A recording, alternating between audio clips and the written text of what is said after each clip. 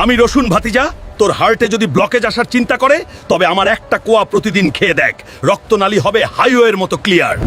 দামি অ্যান্টিবায়োটিক খেয়ে শরীর নষ্ট করিস কেন? আমার অ্যালিসিন পাওয়ার নিয়ে দেখ, ভাইরাস তোকে সেলাম ঠুকবে। নাক চিপা ধরছো কেন? এমন গন্ধ লাগে যে সবাই আমার দিকে তাকায়।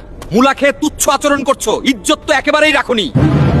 তাই তো মানলাম আমি একটু পেটের ভেতরে গিয়েছিলাম, বোমাবাজি করেছি, গ্যাস বানিয়েছি, কিন্তু ভাই ভেতরের খবর তো তুই জানোস না রে। এই পচা কলিজা পরিষ্কার করবে কে এই মুলা? আমি জন্ডিসের জীবাণু নাকি সাবান দিয়ে ধুয়ে চকচকে করে দেই, আর কিডনিতে পাথর জমলে কাঁদছো কেন? মুলা খা, আমি হাতুড়ি দিয়ে বাইরে বের করে পাথর চূর্ণ করে দেব। এখন বল, মুলা হিরো না জিরো? আমি লাল শাক, রক্ত বাড়াতে সাহায্য করি, আয়রন ও ভিটামিন দিই, শরীরকে শক্ত রাখি।